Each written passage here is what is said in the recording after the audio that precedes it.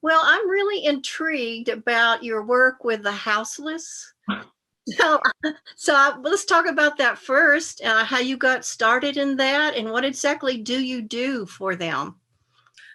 Well, I'm laughing because I just got back from the hospital to visit someone I know from the street, and it's a lot. So there's people who get paid to do this work, and they are social workers. And I mean, I'd say God bless them, but I don't think there's a God, and I don't think that there's either enough people doing that work or those that do it are too burned out to do it. So it falls on the people to take care of the people, just like everything else, really. So anyway, a bunch of years ago, like in 2017, I started to go out on the street with blankets and all kinds of warm things in my car, tea, big things of tea and coffee, and find people in the middle of winter because I didn't think this was being done. And if it was being done, it wasn't being done enough, and eventually got to meet a whole group of people like myself who are doing this work, who have other jobs. So today, one of those people I met a while ago is in the hospital. She's in the hospital for diabetes issues and amputations, because when people on the street don't have refrigeration for their insulin, insulin is useless to them. They can't just hold on to it. So I've been her advocate for 5 days now in the hospital to make sure that the hospital doesn't put her back out on the street as soon as as soon as they deem her ready. And everybody needs an advocate. You need an advocate. I need an advocate. And a lot of us have them with our families, but houseless folks have a different set of families often, and it's the street family. So, man, the story's so long. I met a guy named Jason Barnes in 2017. And I was out on a run doing blanket delivery. And Jason was freezing in the sleet in this parking lot where I would pull up. And I asked him to come over if he would, because I had warm things for him. And he was really shy. And I saw he was soaked. So he let me give him a whole bunch of clothes, coats, underwear, pants, sweatshirts, sweaters, the whole thing. And when I asked him if he needed socks, he said, yeah, I'm wearing plastic bags on my feet. And that was the beginning of a whole new life for me on the street with Jason and his friends who were his family. Okay. So this is a totally voluntary thing that you do. Yeah. Well, oh my goodness. So you were just moved to do it. And well, what do you do otherwise, like for work or I'm a self-employed massage therapist for 24 years. Oh, Yeah. I used to be a teacher. I had a degree in elementary education, and decided in the long run that I couldn't teach the lies that I was meant to teach, but as far as administration was concerned. And they told me that if I don't teach the curriculum and only the curriculum that I've been given to teach, then they would fire me. So I quit because I had to undo all of the bullshit that I was taught. So I didn't want to do that to another kid, And so I left that and wanted to do something where I was self-employed. uh-huh. I was thinking about becoming an acupuncturist. And I was like, wow, I'd been out of college for a long time. I didn't know if I wanted to do all the science, So I went to massage school and I loved it and had just made a career. So I do that. How much time roughly do you spend working with the houseless per week? Or is it just very wildly? At least about 15 hours. Yeah. 15 hours a week. How long have you been writing poetry? And is the volunteer work that you do a major influence on your writing? So poetry came in phases. I learned to write by reading poetry. So that was my early education. First grade is when poetry came into my life from my first grade teacher. So I was really interested in poetry through elementary school. Then that sort of fell out in middle school. It came back in high school. So did the beat generate. The beat poets came to me in high school. I got turned on to them in high school. So that's in the 70s. And then in college, I almost had a third major in creative writing and poetry, and was convinced not to go for my master's. So yeah, so I didn't do that, and became a musician and a songwriter. So everything changed, into writing songs. Oh, And yeah, so I don't know that about you. Is there somewhere we can see you sing and play, like on YouTube somewhere or something? yeah, you can find some videos from the Waterfront Blues Festival. My band's name was Miriam's Well, with no apostrophe. And there's a song called Heavy on YouTube. Yeah, there's some stuff there, but I had a falling out with my music partner, and so he ditched our website, so there's nothing up there. Well, do you still play the guitar and sing a little bit? I don't. I left it all. It was a big crash when that stopped, and I didn't want to do it. And then I took a long time just to be quiet for a while, and my poetry started coming back. Oh. And that's what happened. I didn't expect it. I wasn't thinking about it. I was just not writing at all. And then started thinking in poetics again. Well, is it your first book, Beneath the Gravel Weight of Stars? It is. Well, Yeah. do you have that close by? Yeah. I don't have a copy yet, but it would be right here if I had it. Yeah, I have a copy. And I'm sending yours today. So yeah, we were talking. I'm sorry, did you win a contest or something? I was a finalist in like a writing contest it was a publishing house, and they called me and they said, "You didn't win, but we'd like to publish your book." Oh, that's great. That was cool. And I didn't even know they were local.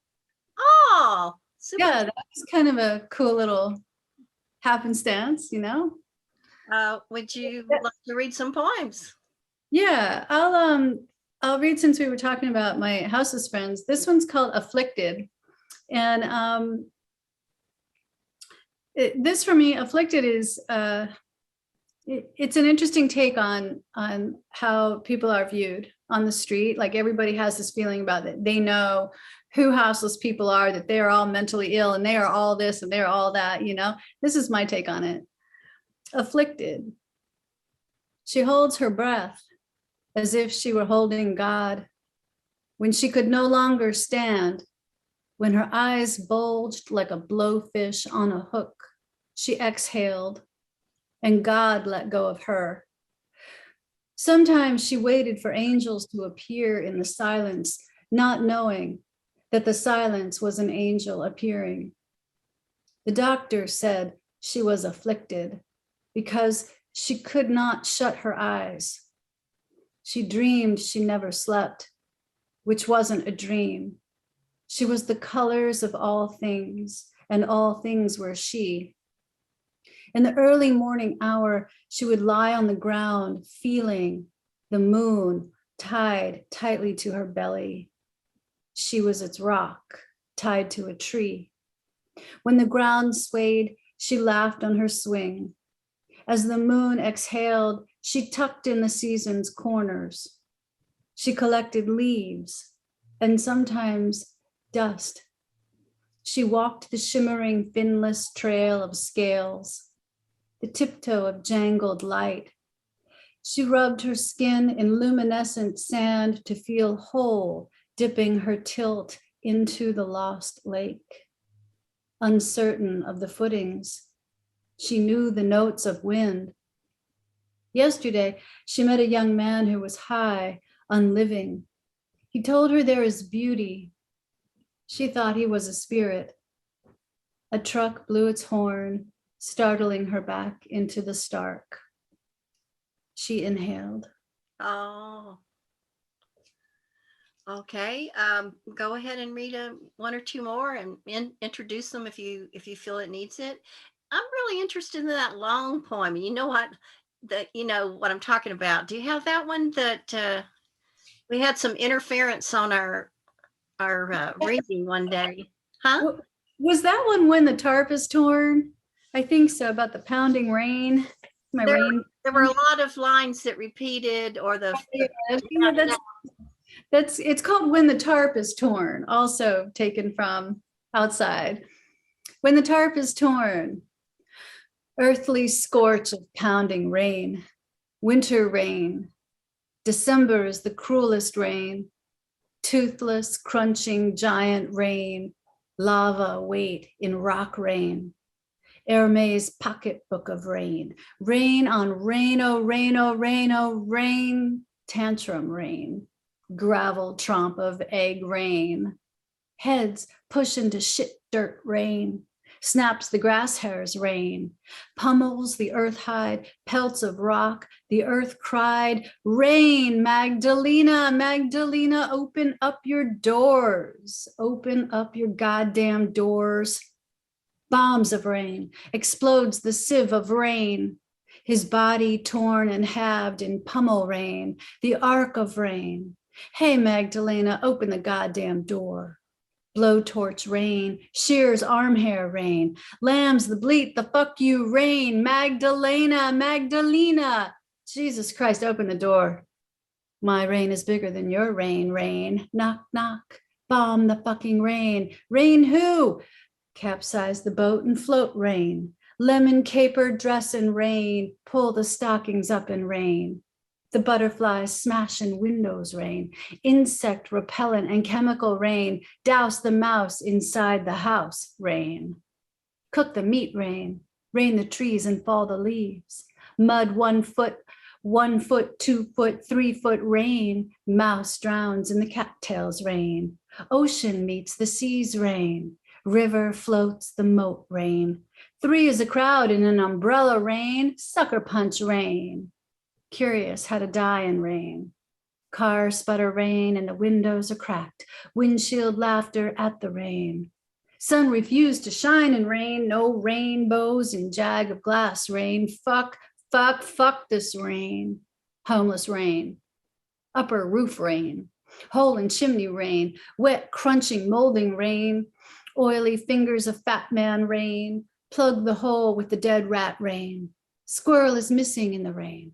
Laughing from the holler rain. Thunder rain. Pain in the ass rain. Old lady in the wheelchair rain. Hey, Magdalena, where are you? Rain. Chickens puff off the rain. Potato rot rain. Glut in the wheels of the truck rain. Ran over rover rain. Nowhere is dry. The mirage is rain. The miracle of rain in the desert floods, flowers in mud rain. Hush, little baby, says the rain. Pillow over the head rain. Russian river rain. The delta dawn of rain. Bullet rain. Bloody rain.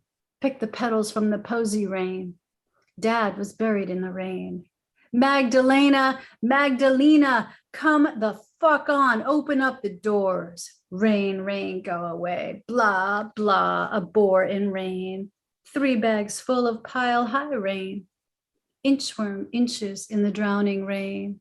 Dig a hole and hide rain. Territorial rain. Caveman waves his stick at rain. Blind dog pees on the bush of rain. Bat the eyelash lash of rain. Magdalena, fuck this rain. Wow. Hellacious rain. Yeah, I was thinking with that one about all the ways that different cultures have their language can express things. And for instance, in northern countries, way north, you might have 25 or 30 different ways of saying snow. And here in the US, we have one.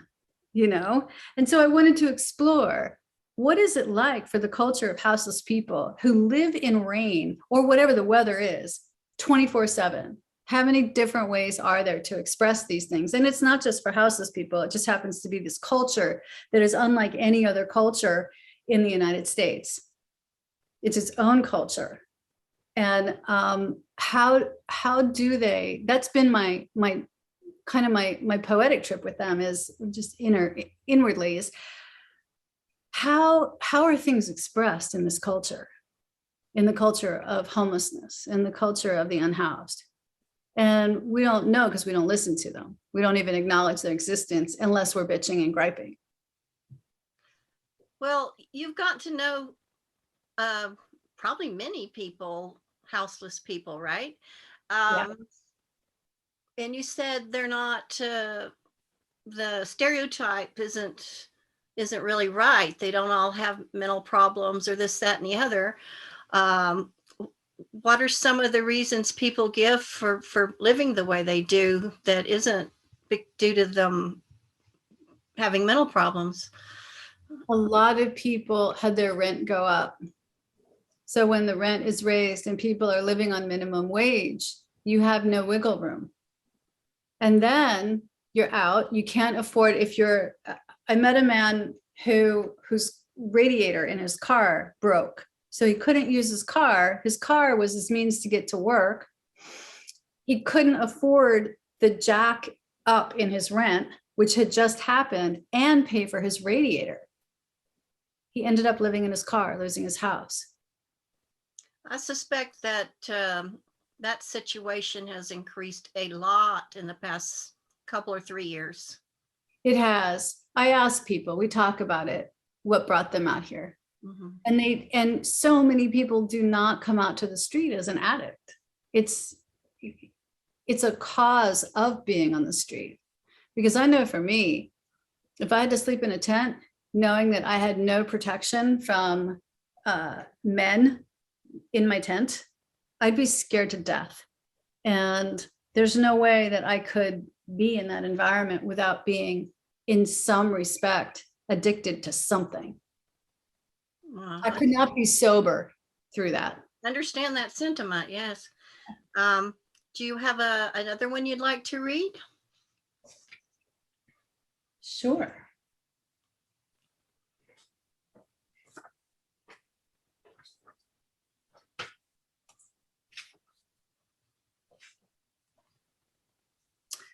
This one is called Unsheltered. We hide here among the grasses and porcupine tellers of four-storied lives. Braided, we thrush, then are shorn. Or is it that we live like shade? Mullein leaves repel the sun inside the dandelion dome. Seeds rise to reach the mantle prayers. Wind cackles the bones of the dreaded spokes. Unhoused wheels spin on the low cycle. The unctuous Tuileries of the dirt fairies dance. Sticky pitch the starlight gaze. At us, the mirrors crack. At us, where is reflection? The avenue of sleepers hardens our shards. Indigent rain on the relic road. We muddy drift deeper down the Mullery's mire. The same moon in the town that shivs this windowless view keeps a lover in the lake for the fisherman's wife on the lip of luscious insanity. We wither on the Sog Canal. Thank you. Let's give a plug to the press that published your book, and where can we find your book? So Sean is a wonderful person. She's the editor of the Poetry Box, and they are located in Portland. And my book, Beneath the Gravel Weight of Stars, is available on Amazon. It is available at the Poetry Box. It is available at Powell's Books, at I think Barnes and Noble. It's basically Googleable. Oh yeah, of course. Yeah. Thank you. Thanks for asking. Well, thank you so much. It's nice to talk with you, and I'm sure we'll run into each other again. Thank you very much. For the time. Much appreciated. All righty.